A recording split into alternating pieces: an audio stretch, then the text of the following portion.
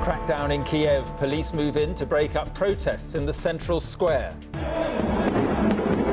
The fires of opposition are still burning tonight as the violence continues. Several police and protesters are dead and scores injured.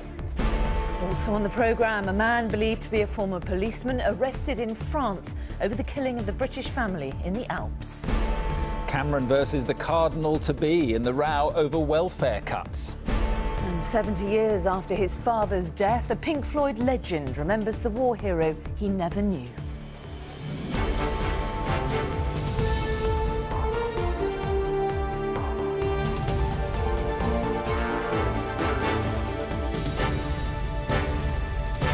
This is ITV News at 10 with Mark Austin and Mary Nightingale. Good evening. Flames are lighting up a night of violence. And finally, the wartime death of his soldier father haunted the lyrics and inspired the music of the Pink Floyd singer Roger Waters. He was just a baby when his father died 70 years ago today. So on that anniversary, and thanks to the research of a Second World War veteran, Roger Waters returned to the scene of the Battle of Anzio in Italy. And there, as Emma Murphy reports, unveiled a memorial to the father he never knew. After 70 years, Roger Waters can finally honour his father in the place where he died. And for that, the old rocker has an old soldier to thank. Harry Shindler survived the war and vowed to find the resting places of those who did not. He's 93 now and still searching.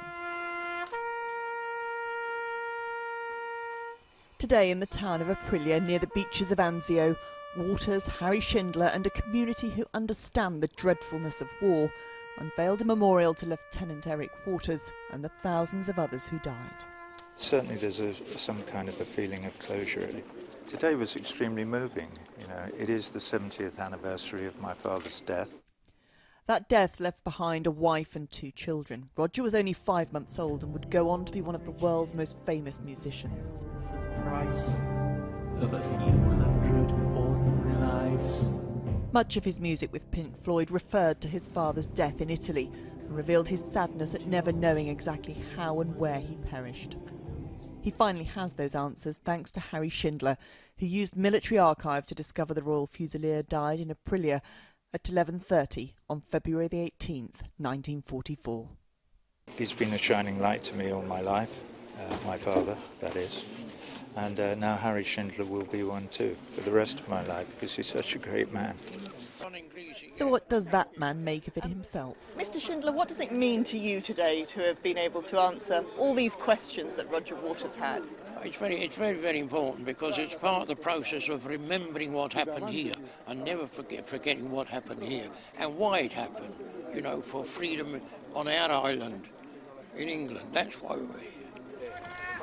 And that's why it matters that in this small town in Italy, there now stands a memorial to Eric Waters and his fallen comrades. Emma Murphy, ITV News, Aprilia.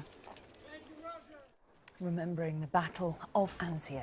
And that is tonight's ITV News at 10. The national weather is next, then the news from your part of the UK. But from the two of us, good night and thank you for watching. Good night.